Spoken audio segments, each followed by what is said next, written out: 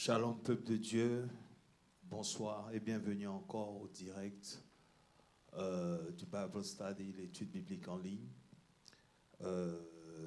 Nous sommes heureux encore de vous avoir parmi nous. J'espère que vous allez partager aussi le lien. Nous sommes sur YouTube et sur Facebook. Donc sans plus tarder, nous avons ce soir les éminents hommes de Dieu, le pasteur Moses qui va vous dire bonsoir. Shalom, shalom, peuple de Dieu, et une grande salutation à notre régie. Que Dieu vous bénisse. Amen, amen. Et apôtre? Shalom, Dieu vous bénisse. Voilà, d'accord. Donc nous allons prier et ensuite nous allons démarrer l'étude biblique de ce soir. Encore le thème c'est les trésors des ténèbres. The treasures of darkness. D'accord? Ok, nous prions. Père, nous te remercions pour cette grâce que tu nous fais encore ce soir d'apprendre de ta part. Père, nous venons et nous prions que ton Esprit Saint nous conduise afin que cette étude soit une bénédiction encore pour quelqu'un. Merci Seigneur et que toute la gloire te revienne. Merci pour la technique. Merci pour tous ceux qui nous suivent. Au nom de Jésus. Amen. Amen. Voilà. Donc, déjà mercredi, sinon dimanche aussi, à travers le message, nous sommes encore dans les trésors des ténèbres. Et nous avons vu à travers les explications qu'il ne fallait plus être dans la connotation passée, sinon ce qu'on pensait religieusement en ce qui concerne les ténèbres, qui était toujours un monde satanique, un monde mauvais, ténébreux et tout.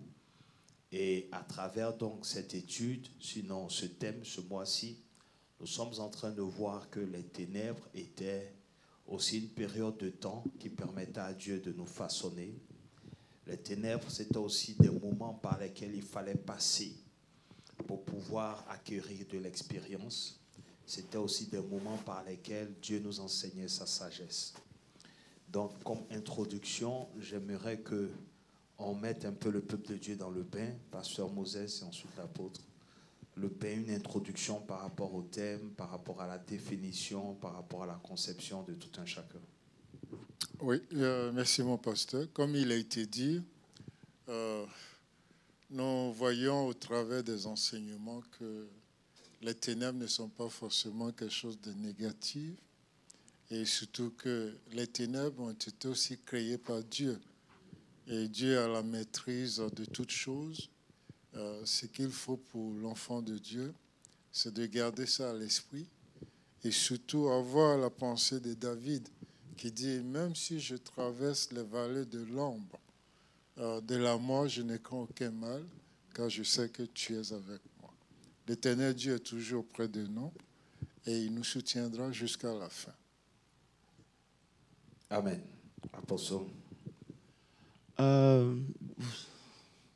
Introduction, c'est ce que tu as dit. Les ténèbres ne sont pas une mauvaise chose. Pasteur Moses l'a confirmé.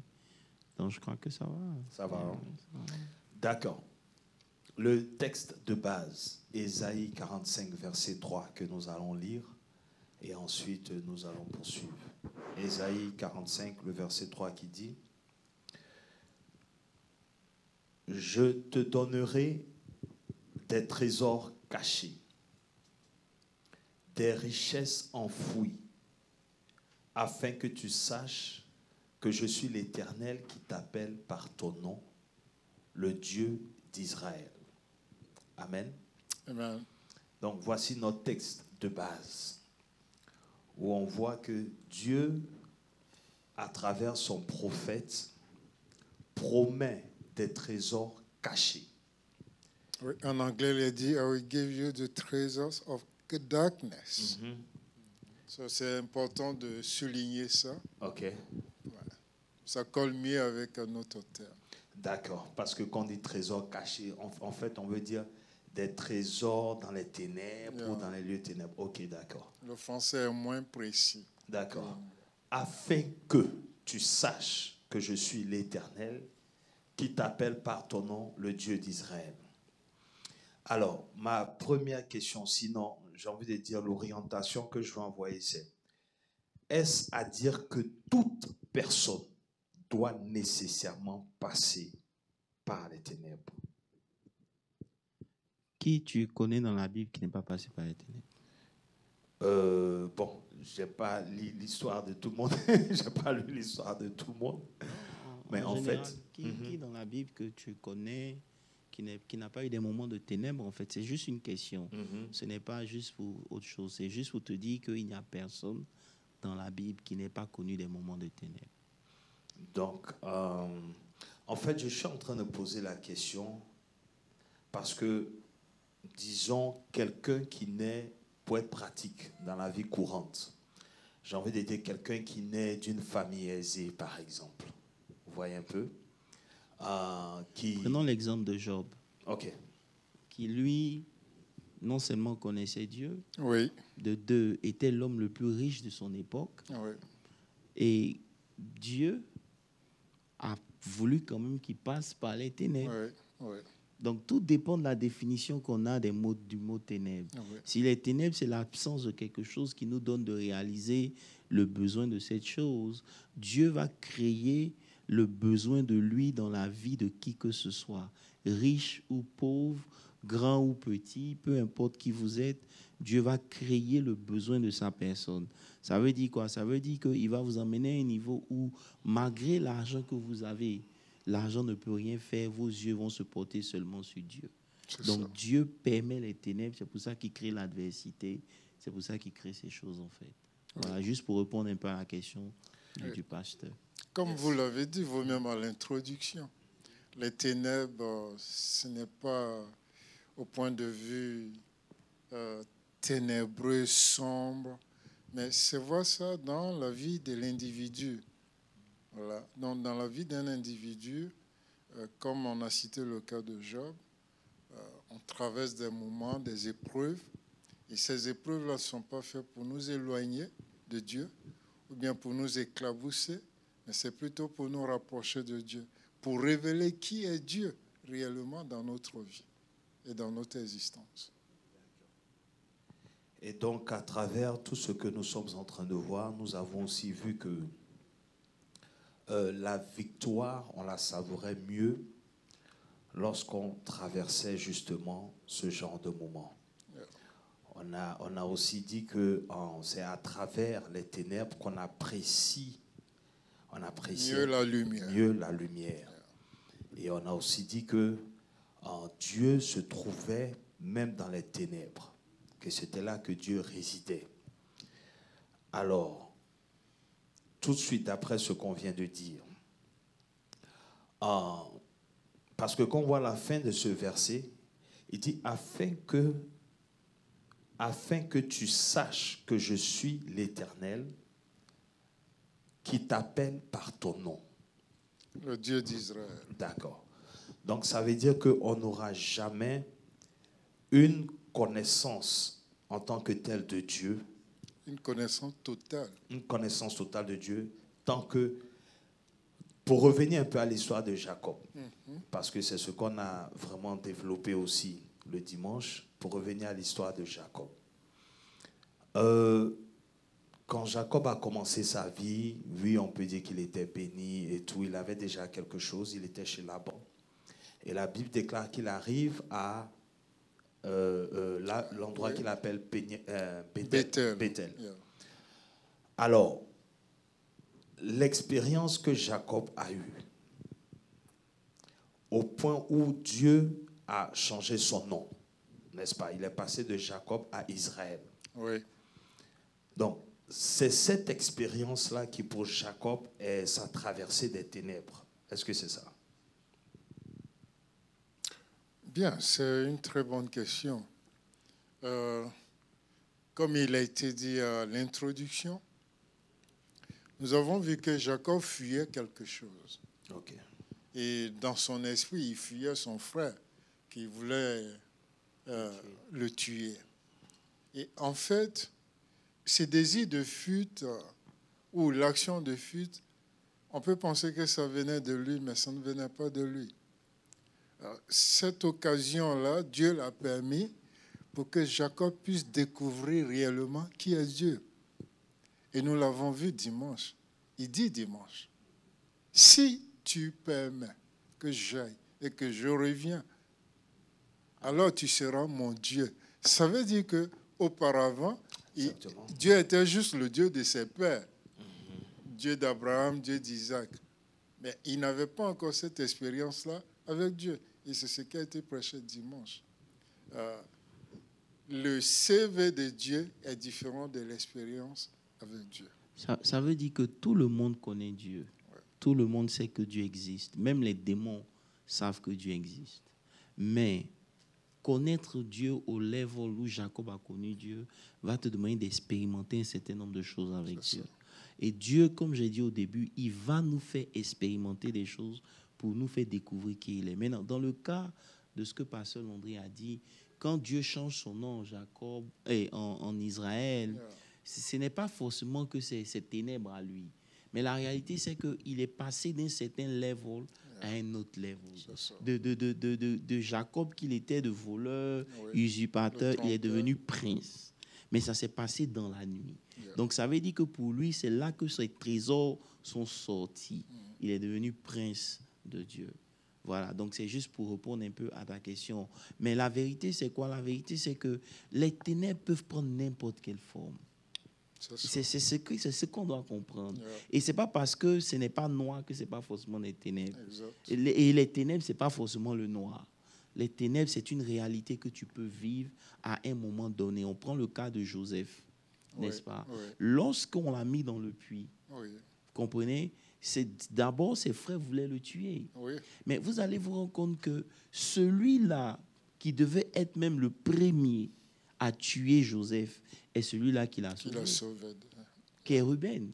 Parce que s'il y a quelqu'un qui menaçait plus Ruben, c'était Joseph. Parmi tous les frères de Joseph, celui qui se sentait plus en danger, c'était Ruben. Mais lorsque Dieu crée l'adversité, il va permettre que même ton ennemi soit celui-là qui va t'aider. Pourquoi? Parce que le but, c'était de pouvoir arriver à un niveau où Joseph pouvait dire, vous avez voulu me faire du mal, mais l'Éternel l'a changé en bien. Amen. Comprenez un peu? Donc, tout ce que vous allez rencontrer sur votre chemin comme difficulté, pour le moment, ça peut être pour vous que des moments douloureux. Mais après ces moments, vous allez réaliser pourquoi le Seigneur a voulu que vous expérimentez ce que vous expérimentez.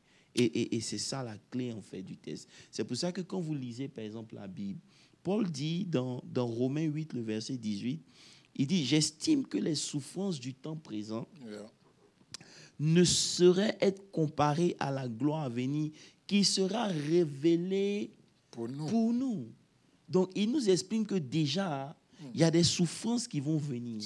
Mais pour lui, ces souffrances-là ne peuvent pas être comparées à la gloire qui va sortir de là. Vous allez encore dans 2 Corinthiens 4, verset 17, je crois. Il dit, car nos légères afflictions du moment présent produisent pour nous. Donc vous voyez encore que dans le premier verset, c'est révélé pour nous. Dans le deuxième verset, c'est produit pour nous. Au-delà de toute mesure, tout poids, un poids éternel. Est-ce que vous comprenez un peu? Et si vous lisez encore Galates, je crois, Galates 4, verset 19, il dit qu'il éprouve les douleurs de l'enfantement pour que Christ soit formé en nous. On a dit que le fait que Christ se forme en nous, ça va créer un clash avec qui nous avons été pour devenir qui nous devons être. Et c'est là que souvent ça crée les ténèbres. Voilà.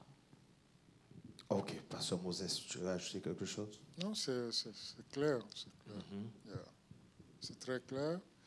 Et on a vu que les différentes expériences de la vie peuvent être pour nous des temps de preuve et des temps de ténèbres. C'est très clair. C'est très clair. OK. No comments. D'accord. OK, d'accord. Donc, les temps des ténèbres sont des temps pour nous permettre de mieux connaître Dieu. De nous rapprocher de Dieu. Comme on vient de dire, les temps de souffrance ne sont pas faits pour...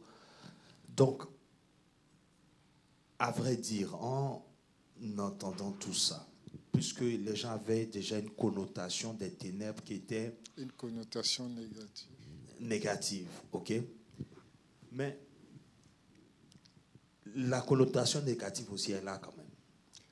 Oui, elle subsiste. Elle est là. Yeah. Ça veut dire que, j'ai envie de dire, donc, en fait, on n'a pas, je ne peux pas utiliser le terme ennemi, mais je veux dire, donc, à vrai dire, on n'a pas de, c'est-à-dire, il n'y a pas d'adversaire pour nous faire tomber, mais plutôt des opportunités, ou bien une occasion qui nous est offerte pour pouvoir mieux connaître Dieu, ou alors ça dépend de l'appréciation de la personne. Oui, ça c'est très bien dit. Vous vous rappelez le dimanche, il a été dit. Il y a des trésors enfouis en nous, cachés en nous.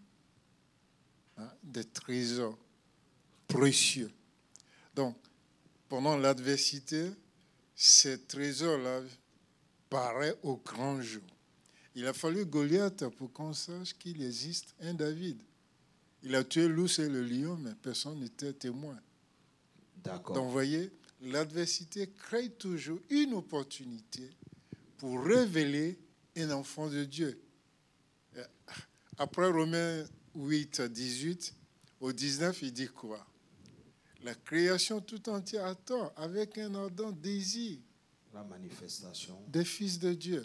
C'est-à-dire qu'il y a toujours une opportunité pour un enfant de Dieu de révéler qui est Dieu et qu'est-ce que Dieu est capable de faire au travers de ses enfants. D'accord, d'accord, d'accord. Donc, en fait, je suis en train de poser cette question parce que je me mets dans la peau d'un chrétien lambda. Okay. Un chrétien normal et tout. Et parce que la connotation n'a pas été là pour être là. Ça veut dire que pendant un moment, les gens ont cru ça parce qu'ils n'ont pas vu l'autre facette de la chose. Mais en même temps, ça existe. Donc, ça veut dire que selon ta position, ton appréciation, tout ce que tu vas subir, tu l'emmènes à ton avantage. Tu as la capacité. Il dit sa divine puissance en nous crée en nous la nature de dominer ces éléments. Donc, il y a un verset qui dit que, Romains encore 8, yeah. dit que, je crois, toute chose concourt. Oui, 28. 28. Yeah. Romains 8, verset 28 dit que toute chose concourt au bien de ceux qui aiment Dieu. C'est un texte qui est très puissant. On reviendra dessus un dimanche. Mais c'est un texte qui dit que toute chose concourt. Ça veut dire qu'on a pris le cas de Joseph. Il a été mis dans le puits, il a été sorti, vendu en esclavage, en prison. C'est dans la prison qu'il a eu l'ascenseur pour pouvoir arriver à la primature. Donc aujourd'hui, ce qu'on appelle ténèbres qui existe, ce côté douloureux, on n'a jamais denié ça, c'est toujours là. Tu vas pleurer, mais à la fin de tes pleurs, il y a quelque chose de bon qui va sortir. On a vu le dimanche dernier des arbres qui, elles, vivent à l'aise dans le désert. Et on a dit que c'est pendant la sécheresse que leurs racines poussent le plus pour aller toucher la nappe phréatique qui est en dessous qu'aucune plante ne peut prendre. Et ça fait que finalement, ces arbres-là qui ont subi différentes vagues de sécheresse et de désert deviennent des bénédictions pour ceux qui se trouvent dans le désert. Yes. Vous comprenez? Donc, si on veut voir réellement et étudier la parole de Dieu, quand Christ dit que, Paul dit qu'il n'y a plus de condamnation, c'est pour dire qu'il y a beaucoup de choses. Ça, c'est un. Jésus dit que tout est accompli. Donc, ça veut dire qu'à partir du moment où Jésus a fini le travail, un adversaire, un ennemi, il est à la solde de Dieu. Aussi simple que c'est. Voilà. Mais c'est parce que notre level de compréhension n'a pas encore atteint un certain niveau. On n'opère pas dans la gamme de qui nous sommes en Christ. C'est pour cela que souvent, il y a des comportements qu'on a, il y a des prières qu'on fait, simplement parce que notre révélation, notre connaissance est limitée. C'est tout. Ça veut dire que aussi longtemps que vous avez un ordinateur qui est puissant, l'ordinateur va reproduire seulement que votre capacité à l'utiliser. Exactement. Donc ça veut dire que beaucoup parmi nous utilisent l'ordinateur ou bien même un téléphone, un iPhone vraiment basic, tu vois. Yeah. Mais il y en a qui utilisent l'iPhone et qui maximisent ce que le iPhone peut produire. Ça veut dire que oui, il y en a qui ont compris les mystères de la vie chrétienne et qui maximisent cette vie qui est en eux. C'est pour ça que souvent Dieu est obligé de permettre des ténèbres pour que la vie qu'on a puisse s'exprimer. Comprenez un peu? Yeah. En gros, c'est un peu ça. Je ne sais pas si ça répond à ton concept. Ouais, ça répond parfaitement. Ça répond, donc ça veut dire qu'à tous les coups, quel que soit ce que nous traversons, en fait, on a cette opportunité-là de pouvoir grandir. Yeah. C'est là qu'on acquiert aussi la sagesse, comme on a dit. Ouais.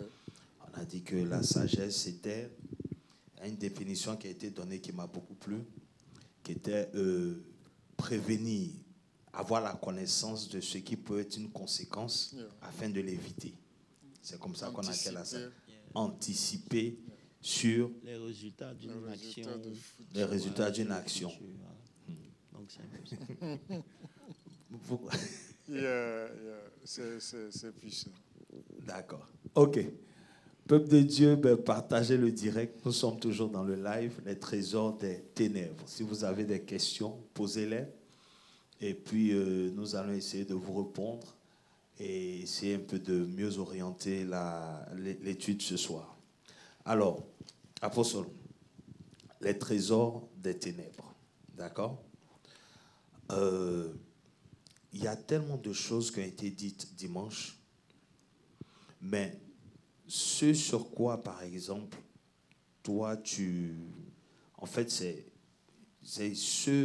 quel est l'élément clé selon toi qui ressort, j'ai envie de dire, de cette étape-là, l'élément clé?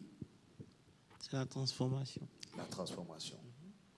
Ça veut dire que on a vu dimanche que lorsque le Saint-Esprit vient, il est venu de façon très publique. Oui. N'est-ce pas? Yes. Il y a eu des tremblements de terre, il y a eu des langues de feu. Mais après cette introduction, le Saint-Esprit fait un travail qui est secret. Okay. Ce n'est pas un travail qui est public, c'est un travail qui est interne. Okay. Donc le travail du Saint-Esprit, c'est de révéler et de faire sortir un certain nombre de choses, de faire naître Christ en nous. Si vous me suivez un peu. Ouais. Et donc, ce travail-là suscite beaucoup de changements dans la vie de chaque enfant de Dieu. Yes. Et c'est ce qui crée beaucoup de ténèbres, plus ou moins. Mais ces ténèbres-là produisent en nous une gloire qui est excellente. C'est ça un peu, si tu veux, l'un des piliers sur lesquels, en tout cas moi, je m'attends. Quel est le niveau de transformation que les ténèbres ont produit dans ta vie? Qu'est-ce que tu as compris? C'est pour cela qu'on a parlé dimanche que la victoire ne commence pas la journée, ça commence la nuit. Le jour ne commence pas en plein jour, ça commence à minuit. Et si tu n'as pas une montre pour savoir que tu viens de passer dans un nouveau jour, tu vas penser que parce qu'il fait nuit, rien n'a changé. Et c'est en cela que Dieu nous demande de marcher dans la foi, être habilité de voir même quand rien ne semble être possible. Je ne sais pas si Oui. Non, c'est clair, ça revient aussi à Genèse 1. Genèse 1, l'Esprit de Dieu qui se mouvait au-dessus des ténèbres. Et quand on parle de Saint-Esprit, pour que Christ naisse en nous, automatiquement, on pense aussi à la grossesse. On pense à un enfant qui doit naître, qui effectivement est dans les ténèbres. Donc, pour que nous, notre transformation soit faite par le Saint-Esprit aussi, donc je comprends donc que oui, c'est par une période, une transition dans les ténèbres pour apporter cette transformation-là. Voilà que quand le Saint-Esprit est venu et que l'Église a démarré, ils se sont tous concentrés à Jérusalem. Yeah. Qu'est-ce que la Bible dit? Dieu a envoyé l'épreuve. La persécution est venue et la persécution les a dispersés. Et pendant que la persécution était en train de les disperser et qu'ils n'étaient plus ensemble, l'œuvre a éclaté un peu partout. Essentiellement, ils accomplissaient, Et ils le accomplissaient maintenant la mission que vous serez mes témoins à Jérusalem, dans la Judée, partout, Samarie, partout, aux extrémités de la terre. Donc c'est venu à partir de quoi? C'est venu à partir des ténèbres dans lesquelles ils se sont retrouvés. Vous comprenez un peu? C'est pour ça que les ténèbres sont indispensables. Psaume dit que les ténèbres et la lumière sont pour toi la même chose. Donc pendant que toi tu es en train de pleurer, Dieu, lui, il est en train de te former. C'est ça. C'est ça. Pour toi, c'est une pleure, mais pour Dieu, c'est une classe. Donc, pendant que tu es en train de pleurer, Dieu, lui, il est en train de te former. Ça veut dire que, c'est comme on a dit, ça veut dire que pendant que tu es en train de traverser les ténèbres, derrière ce que tu ne vois pas, c'est ce que Dieu est en train de faire de glorieux, n'est-ce pas? Ça veut dire que peu importe la nature de l'adversité que tu as, Dieu avec toi, tu seras toujours majoritaire. Amen. Mais parvenir à un niveau de connaissance, par exemple, comme vous insistez, un exemple. Ok. C'est un message que je vais vous donner for free. Dans Romains 8, le verset 28, il dit quoi? Toute chose concourt au bien. Non, il ne commence pas avec ça. Nous savons du reste. Il dit, nous savons. Le nous, là, c'est qui? Nous, chrétiens. C'est là le problème. Il parle ici d'une catégorie de personnes qui ont compris Dieu. Ce n'est pas les convertis. Il dit, nous savons. Ça veut dire que parvenir au niveau de savoir requiert que tu aies expérimenté. Est-ce que tu comprends un peu? Je m'explique. Quand il dit nous savons du reste, que toute chose concourt au bien de ceux qui aiment Dieu, il veut en train de dire le nous là, c'est d'abord des gens qui aiment Dieu. C'est ça. Donc, ce n'est pas tous ceux qui utilisent, par exemple, ce verset-là, qui vont voir la réalité de ce verset-là appliqué dans leur vie. Non. Ce n'est pas tous ceux qui disent Jésus va me délivrer, qui vont forcément voir Jésus les délivrer. Non. Ici, il est en train de mettre en exergue une catégorie de personnes. Il dit nous. Ce n'est pas tout le monde qui sait. Mais il y a certains qui sont parvenus à un niveau de connaissance qui fait qu'ils savent que quand Dieu aime quelqu'un, tout ce qui arrive dans la vie de cet homme-là concourt au dessein de Dieu. Pasteur Landry, combien de chrétiens peuvent confesser ça et être en paix? En tout cas, ceux qui sont réellement convertis. Tu comprends? Donc, tu comprends ici que le nous ne s'adresse pas à tout le monde, mais il est en train de nous faire part d'une catégorie de chrétiens qui ont compris. Est-ce que vous comprenez un peu?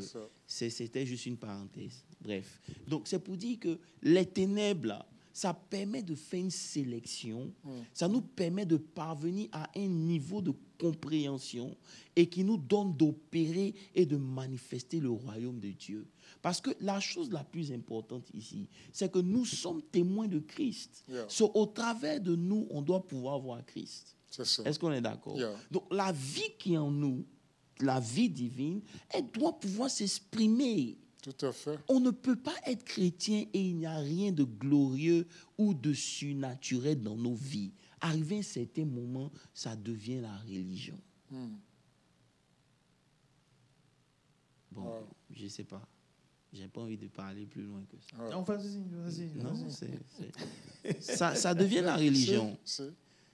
Est-ce que vous comprenez un peu? C'est pour ça que peu importe ce que tu as vécu, ça doit pouvoir te transformer. On prend l'exemple d'un abus, on prend l'exemple d'une souffrance que tu as rencontrée. Cette souffrance-là, elle doit pouvoir t'emmener à un niveau où tu parviens non seulement à pardonner, mais à aimer encore davantage. C'est ça que la gloire de Dieu explose et la vie de Dieu est manifestée au travers de nous. Mais lorsque toi, tu as vécu les mêmes situations qu'un païen et que le païen réussit à pardonner celui qui lui a fait du mal et que toi, qui as le royaume, tu n'arrives pas à le faire, ça veut dire que quelque part, c'est la religion que tu es en train d'expérimenter. Oui. C'est la religion que tu es en train de faire. Dieu nous emmène à un niveau qui est supérieur. C'est ça.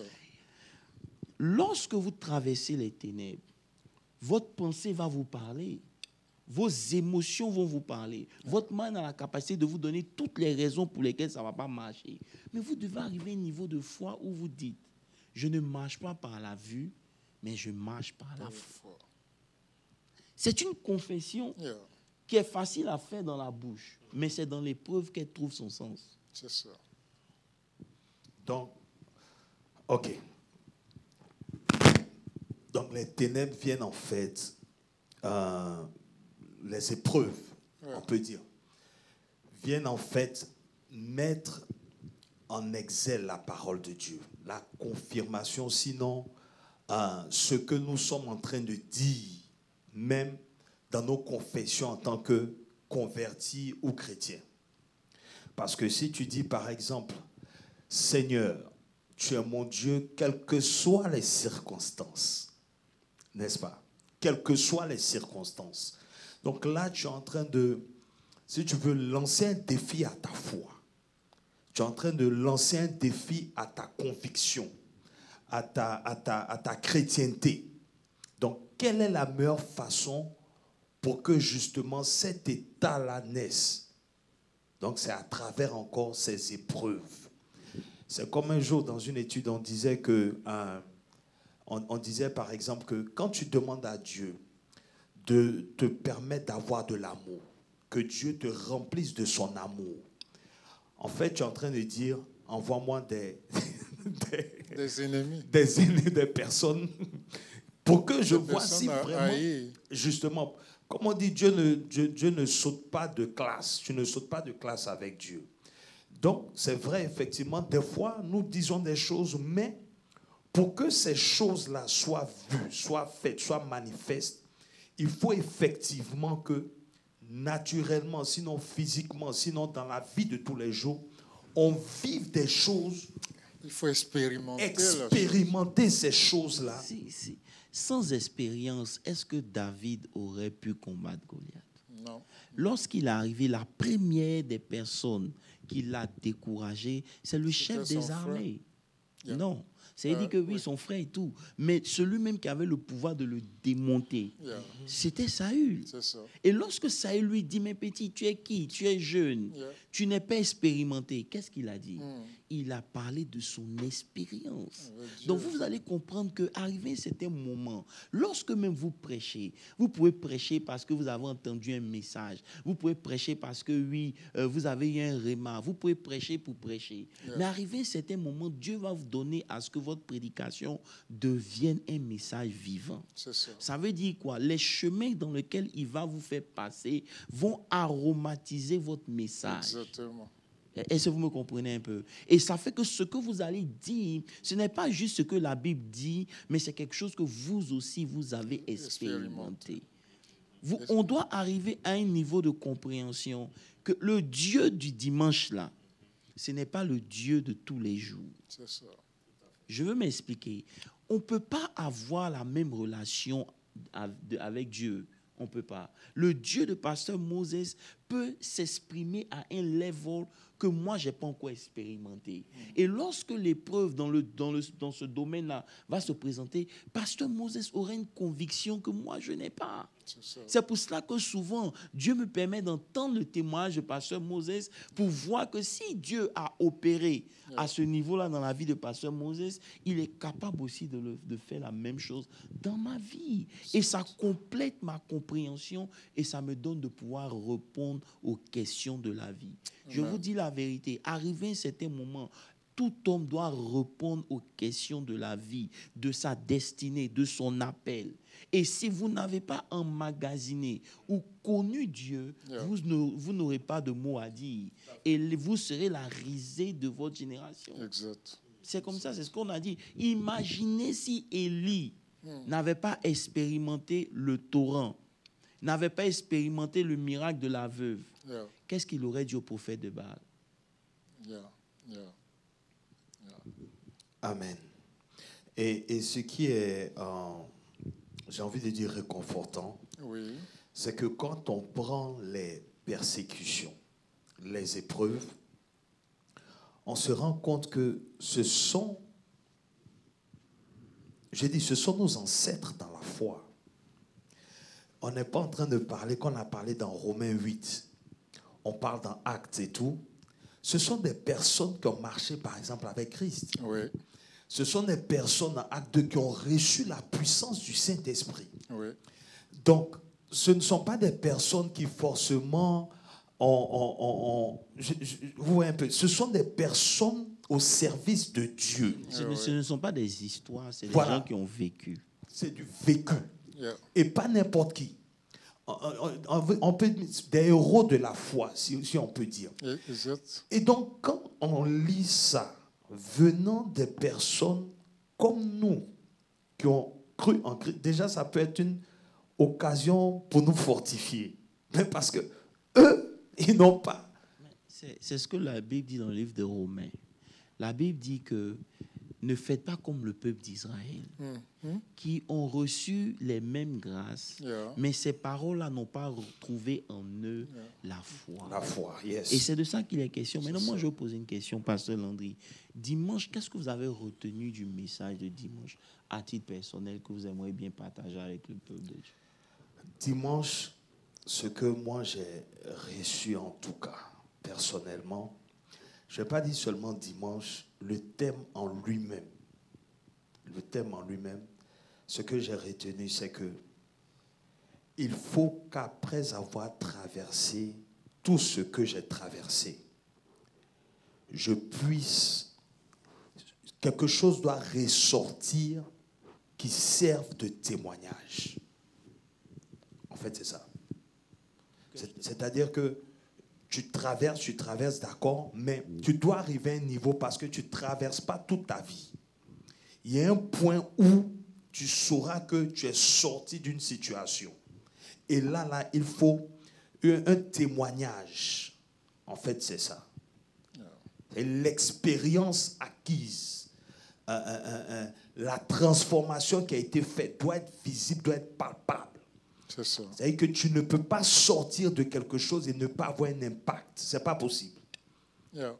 En fait, c'est ça. C'est ce que j'ai retenu, en fait. Oui, c'est très édifiant. C'est très édifiant parce que quand nous revenons sur les derniers messages par rapport à ce thème, il y a beaucoup de choses à retenir. D'entrée de jeu, d'abord, il ne faut pas avoir peur des ténèbres ou des épreuves, si on veut. Hein? Certaines personnes ne comprennent pas l'association qui est faite entre les ténèbres et les épreuves. Mais il faut comprendre qu'on parle de la même chose. Il ne faut pas avoir peur. De même que Dieu permet aux épreuves de nous atteindre, Dieu aussi prépare les voies et moyens pour nous faire sortir. Quand nous revenons au verset 3 d'Ésaïe 45, la fin du verset est très, très importante. Il dit « Enfin que tu saches ». Donc, il y a un enseignement que Dieu veut nous donner. Tout à fait. Enfin que tu saches que c'est moi, l'Éternel. D'abord, il ne nous connaît pas nos noms et il est aussi prêt pour nous délivrer. Donc, ces épreuves-là viennent mettre en exergue nos relations avec Dieu et surtout notre capacité d'endurer. Jacques pouvait dire en Jacques 1,12, il dit « Heureux l'homme qui supporte les épreuves, car à la fin, il sera couronné. » Tout à fait. Mais couronné de quoi? Ça, on doit se poser ces questions. Donc, il ne faut pas avoir peur des ténèbres. Les ténèbres surgissent et j'ai envie de donner un exemple, mais j'ai envie de garder ça. Ça veut dire que pour partir même dans Jacques 1, Jacques 1 dont Jacques tu as 1, cité, 12 au verset 18, il nous a engendrés selon sa volonté par la parole de vérité, afin que nous soyons en quelque sorte les prémices de ces créatures. Ça veut dire, c'est des versets quand les chrétiens lisent, peut-être qu'ils ne s'attardent pas dessus. Yeah. Ça veut dire, ce qui a créé Jésus, là, on a été créé de la même manière, Yeah. par la parole. Cette parole-là, elle doit prendre forme dans ta vie, Yeah. oui ou non. Ça veut dire que qui que tu es, si tu es né de Dieu, Dieu arrivé à un certain moment va te faire naître d'esprit. Yeah. Est-ce que vous comprenez un peu? Yeah. Et quand il va te faire naître d'esprit, il va t'imposer un certain nombre de choses pour te donner de devenir conforme à l'image de son Fils. Amen. C'est pour ça qu'il y a des épreuves qui sont toujours répétées. C'est ça. Parce qu'on n'a pas encore compris la leçon. Mais le jour où vous comprenez la leçon, Dieu passe à autre chose. Pourquoi? Parce que maintenant, il y a une partie de lui qui est formée en vous. Vous comprenez un peu? Donc, c'est pour ça que quand il met l'épreuve et puis il dit « réjouis-toi », c'est pour t'emmener à comprendre quelque chose que peut-être les autres ne comprennent pas. C'est ça. Tu te réjouis parce que tu sais que peu importe la durée de la nuit, le jour arrive toujours. Amen. C'est une disposition d'esprit. C'est une manière de vivre avec Dieu qui te met au-delà de comment on appelle ça, d'un certain nombre de choses. Tu ne peux pas connaître la parole de Dieu et ne pas expérimenter cette parole. Ça, c'est clair. De la même manière dont vous dites que Dieu peut guérir, Yes. c'est de cette même manière aussi Dieu peut transformer. Yeah. Et Dieu n'a pas plus intérêt à transformer ton intérieur que ton extérieur. Yeah. Yeah. Yeah. Vous me suivez un peu? Les deux vont de Voilà, pair. donc il faut qu'on comprenne ça. Dans la parole serait ex- prouvée. Hein. Yeah, Ça, notre c'est existence tire sa racine de la parole de Dieu. C'est pour ça qu'il dit dans Jean 3, il dit, ce qui est né de l'esprit est esprit. Vous comprenez un peu? Donc, si on est né de l'Esprit de Dieu, arrivé à un certain moment, Dieu va s'imposer à nous d'une certaine manière pour qu'on vive aussi de l'Esprit. Maintenant, vivre de l'Esprit, c'est de pouvoir regarder au-delà des ténèbres. C'est ça. Est-ce que vous comprenez un peu? Ce qui est né de chair est chair, et ce qui est né de l'esprit est esprit. Donc, arrivé à un certain moment, Pasteur Moses, cette transformation s'impose à nous et ça passe par les ténèbres. Est-ce que vous comprenez un peu? Et la plateforme pour tout ça, c'est le Saint-Esprit. C'est vrai. Donc, le Saint-Esprit travaille en nous. Il design les épreuves, il emmène les ténèbres. Vous comprenez un peu? Yeah. Il te forme. Oh my God. Donc, c'est une intimité. Non, mais écoutez, il y a... C'est dans le secret. Yeah. Regardez, quand le Seigneur veut enseigner le prophète, il lui dit, descends chez le potier. N'est-ce pas? Yeah.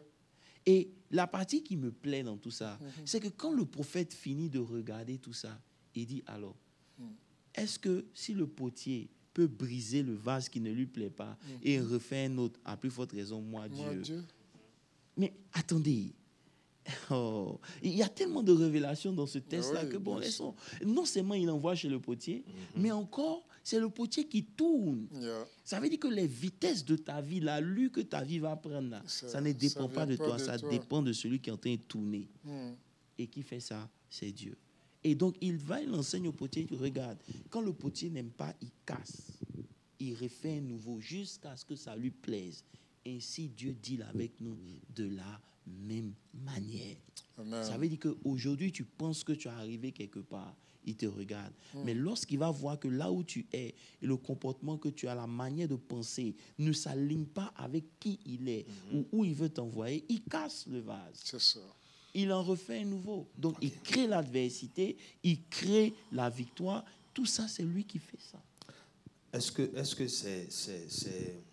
c'est convenable de dire que la durée de l'épreuve dépend de ce que tu assimiles ou de ton obéissance, j'ai envie de dire. Tout à fait. C'est clair. Ou bien C'est il y a- clair.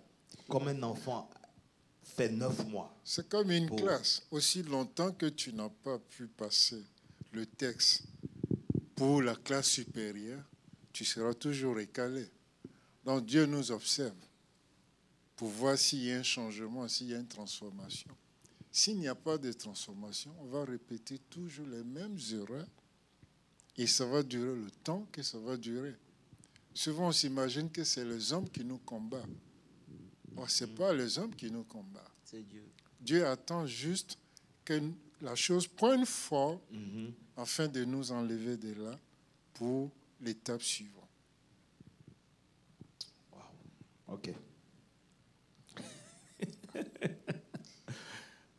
Très Donc, Dieu souvent, attend. je me réfère à mon exemple. OK, J'observe ma vie, OK, j'analyse à la lumière de la parole de Dieu. OK. Et je me pose des questions. Mhm. Je dis, Seigneur, qu'est-ce que tu veux m'enseigner là? OK. Quand vous parlez, j'écoute, j'enregistre, je m'interroge. Chaque enfant de Dieu doit s'interroger. Parce que la parole de Dieu est un miroir dans lequel on se regarde. Et on ne se regarde pas dans le miroir juste pour se regarder. On regarde, est-ce que je suis bien mis? Qu'est-ce que je dois corriger? Qu'est-ce qui est bien? Qu'est-ce qui ne l'est pas? C'est ça l'importance du miroir. Il ne faut pas juste passer devant. Et il le dit bien. Il dit, certains sont comme ceux qui se regardent dans le miroir et quelques secondes après, ils ne savent même plus comment ils étaient.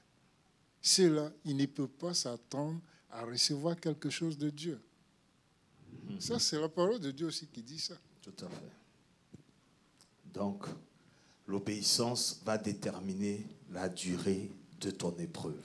Tout ce que Christ a su faire, il a su faire par obéissance à Dieu. Mais Christ même nous a dit qu'il y aura des tribulations. Ce qui est arrivé au bois vert arrivera au bois sec. Il dit, je ne croyais pas que je suis venu mettre la paix. Non, je suis venu diviser même des familles. C'est une manière de parler. Il y aura l'adversité. L'adversité fait partie de l'héritage du salut. Donc celui qui ne veut pas d'adversité, il ne peut pas être chrétien. Parce que déjà, lorsque vous devenez chrétien, vous êtes une insulte contre le monde des ténèbres. Il y a déjà une opposition farouche qui vient contre vous. Il y a des combats qui s'engagent simplement parce que vous avez changé de camp. Donc vous ne pouvez pas être juste neutre.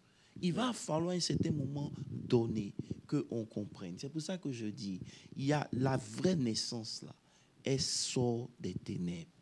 L'Église est née à partir des moments ténébreux. C'est pour ça que vous allez voir que entre Malachie et Matthieu, il y a eu des temps de ténèbres où Dieu n'a pas parlé pendant 400 ans. Vous me suivez un peu? Il y a les ténèbres avant que Dieu ne crée. Il y a un vide, il y a quelque chose qui manque. Donc tu as une raison, tu as une raison pour laquelle Dieu t'a créé. Ou bien si tu as la solution à un problème, donc Dieu savait qu'il y avait un besoin. C'est pour ça que Dieu va toujours t'emmener à parvenir à un certain niveau. Écoutez-moi bien, si vous ne transformez pas votre vie spirituelle, vous allez vivre les mêmes épreuves à longueur de journée. Amen. C'est tout ce que je peux dire. Et j'aimais ce qui a été dit dimanche. Permettez-moi de lire ma note.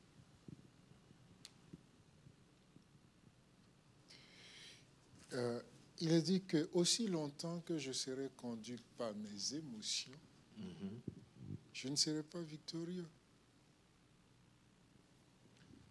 Aussi longtemps que mes émotions dominent. Parce que les émotions, quand ils prennent place, tu perds le fil. OK. Donc, qu'est-ce qui doit dominer? Nous devons soumettre notre émotion à l'Esprit de Dieu. Quand tu donnes ta vie au Seigneur, Pasteur Moses, tu dis, tu acceptes le Seigneur Jésus comme ton sauveur et comme ton maître. Seigneur. Ton maître, ton sauveur, Seigneur, ton maître.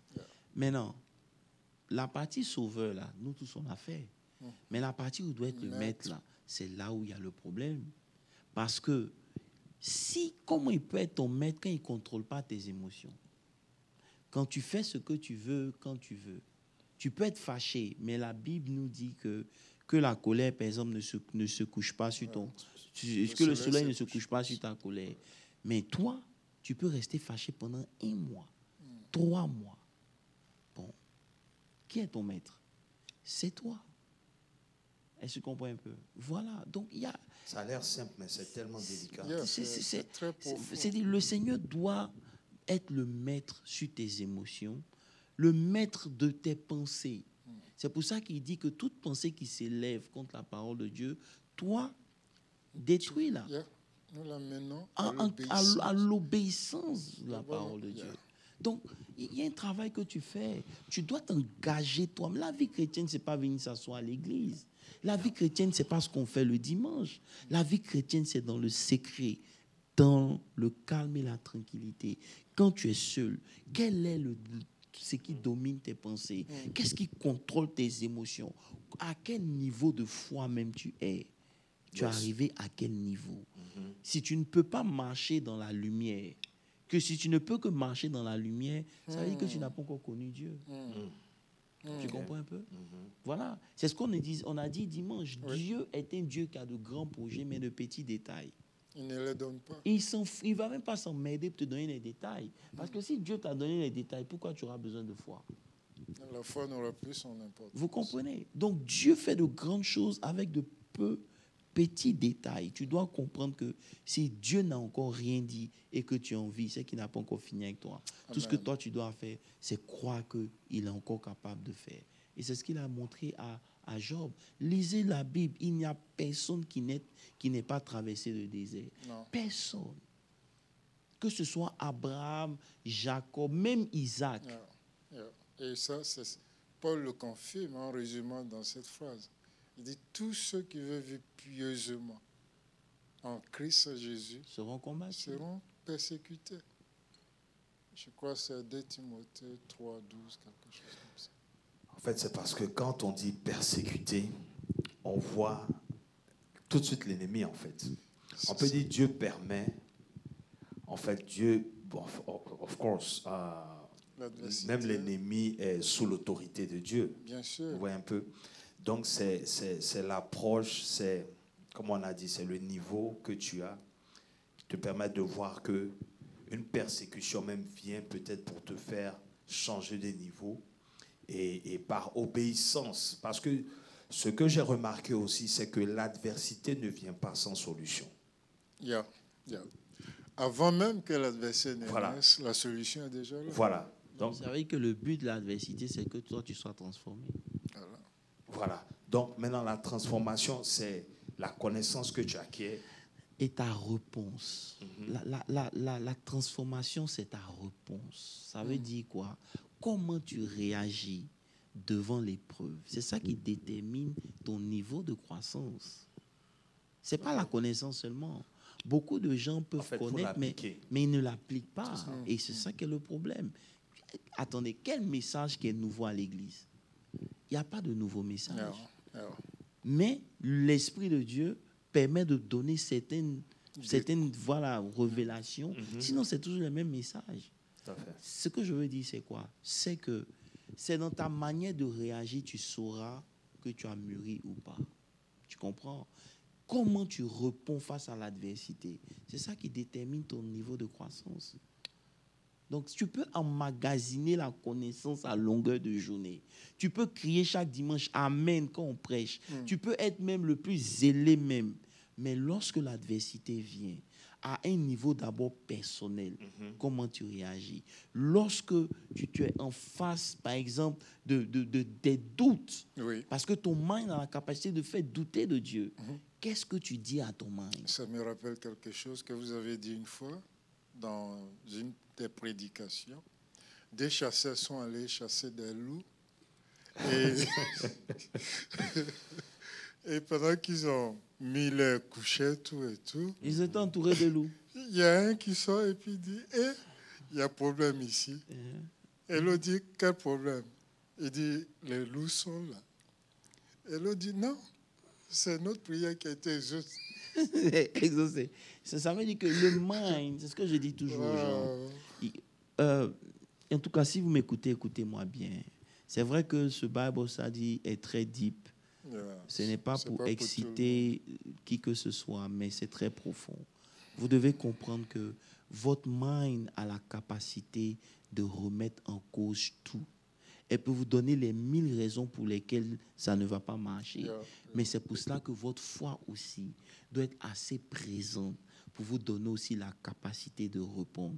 C'est pour ça que Jésus a dit, Pierre, Satan t'a réclamé pour te cribler comme le froment. Mais j'ai prié pour toi, pourquoi? Pour que ta foi ne faille point. Vous comprenez un peu? La foi est indispensable.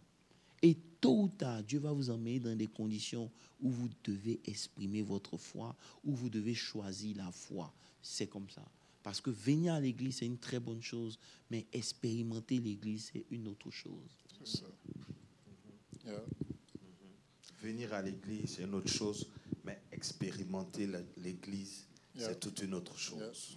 Et j'ai envie de dire, Vous voyez, les Hébreux, quand ils parlent de connaissance ou connaître, il n'y a pas de connaissance abstraite en hébreu. Ok. Tu connais parce que tu pratiques la chose. C'est tout. C'est ça. Donc, quand tu connais Dieu, c'est que tu as une expérience avec Dieu.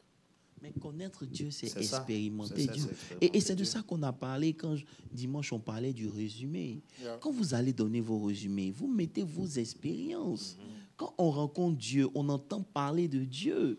Maintenant, Dieu veut nous prouver que ce qu'on a entendu parler ou Yeah. dire de lui sont des choses qu'il fait. Yeah. Donc, arrivé à un certain moment, on va quitter la partie pratique de la vie chrétienne, théorique de la vie Théorique. chrétienne, et on va rentrer dans la partie pratique de la vie chrétienne. Et c'est dans la partie pratique là que beaucoup de gens se perdent. Pourquoi? Parce que ça prend du temps.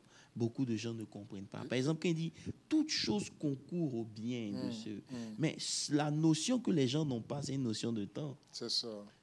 Pour que toute chose concourt au bien, Ça ça va prend prendre du une temps. tournure. Tu comprends, Pasteur Moses? Yeah, yeah. Et c'est là où beaucoup de gens vont se retrouver comme un Gédéon pour dire, mais si Dieu était Et avec vraiment, nous, avec nous. pourquoi on vit ce qu'on vit? That's deep. Hein, ouais. Ouais. Yeah. Donc, en fait, Apostole, j'ai envie de poser une question. Tu vas clôturer avec, ok? Mais, vu qu'on est en train de parler des ténèbres, et je sais que toutes les grandes connaissances se font dans le secret. Vous voyez un peu? Donc, au niveau de l'Église en général, ça veut dire qu'on n'est pas encore en train d'apprendre les secrets parce que tout se fait ouvertement, en fait. En fait, je veux juste une pensée. Bon, pour répondre à cette question, il faut comprendre que l'Église appartient à Dieu. Ça, c'est un. Les secrets dont on parle, c'est quoi? Si c'est des secrets qui ne nous rapprochent pas plus de qui est Dieu, ça devient des secrets diaboliques. Absolument. Donc, toute connaissance qu'on a pour but de nous rapprocher de Dieu et nous donner d'exprimer la divinité en nous. C'est ça. Période. Maintenant, quand vous avez la connaissance et que cette connaissance n'a pas Christ n'est pas le centre de cette Pas connaissance, christocentré. c'est pas christocentrique, ce n'est plus de notre sort. Donc souvent, il ne faut pas faire les comparaisons avec le monde des ténèbres ou les mystiques qui opèrent un certain level de spiritualité. C'est vrai que sans spiritualité, la religion n'a pas de sens. Parce que c'est la spiritualité qui donne un sens à la religion. Yeah. Vous comprenez un peu. Mais ce que je veux dire, c'est quoi? L'Église n'est pas en retard. Bon, en griffe. L'Église a besoin de retourner à la parole de Dieu et de comprendre les mystères de cette parole de Dieu. Ça veut dire quoi? Ça veut dire que beaucoup de messages qu'on prêche sont des messages qui excitent l'âme, mais qui ne descendent pas dans l'esprit, parce que ça ne produit rien. Ça produit pas la vie. Ça ne produit rien. Ça veut dire que lorsqu'on a fini d'écouter le message, vous allez voir que très peu de gens expérimentent ou appliquent le message qu'ils ont retenu. Pourquoi? Parce que ce qui a été donné, ce n'est pas quelque chose qui a touché leur esprit, ça s'est arrêté au niveau de l'âme. C'est pour ça que quand Jésus a donné la parabole du sémeur, il a dit, quand on sème, c'est la même semence. Yeah. Mais il y en a qui prennent ça au bout du chemin. C'est ça. Ça descend au bout du chemin. Dès qu'ils sortent, ça a été volé. Yeah. Il y en a qui ils prennent, ça reste un peu. Mais les épreuves de la vie font que ça n'a pas le temps de germer. tout. Ça veut dire que pour toute vérité, pour qu'elle soit établie, inscrite en nous, ça va prendre du temps. Ça veut dire quoi? Prendre du temps, c'est quoi? Tous les jours confesser cette vérité, malgré ce que tu ne vois pas. ça. Dis, Seigneur, je te bénis parce que tu as dit que je serai la tête et non la queue. Yeah. Ça doit devenir, prendre forme. Cette parole doit devenir chère en toi pour qu'elle puisse porter du fruit. Et c'est là qu'est le problème. Donc, le fait que l'Église soit là et que les vérités soient prêchées, c'est des vérités, tu comprends un peu, qui sont christocentriques. Donc, en fait, on n'a pas encore découvert qui est Christ. On s'est limité à la première phase du salut. C'est tout. On est encore en surface quand il s'agit de ce que Christ a accompli à la croix pour nous. Tu vois un peu? C'est pour ça qu'il y a une différence entre le message et les paroles. Tu comprends un peu? Et il y a une différence. Il y a un message que la Bible donne au travers des paroles. Donc, il faut pouvoir discerner ce message-là et comprendre. Sinon, on reste au niveau où on est. On m'a dit, par exemple, oh, nous savons que toutes choses concourent au bien de ceux qui aiment Dieu. Non, qui c'est? Est-ce que tu fais partie de ces nous-là? Les nous-là, c'est une catégorie de personnes. Et c'est parfois douloureux. Mais justement, très douloureux. Et c'est pour ça qu'on a dit qu'il y a les vainqueurs et il y a les plus que vainqueurs. Les plus que vainqueurs, là, ils ne sont pas beaucoup. C'est le plus de souffrance qui était ajouté à leur victoire qui les a rendus plus que vainqueurs. Comprenez un peu? Voilà. Et souvent dans la vie, il va falloir que vous perdez tout pour que vous puissiez remonter. Et souvent la vie, non, que Dieu vous bénisse. Amen. Amen. En tout cas, merci encore pour tous ceux qui sont connectés. Nous espérons que cette étude a été une bénédiction pour tout un chacun. Donc, je vais laisser les hommes de Dieu clôturer, puis l'apôtre va faire la prière finale. Les hommes de Dieu ou l'apôtre. Non, c'est fini. C'est bon? D'accord. Donc, on va prier.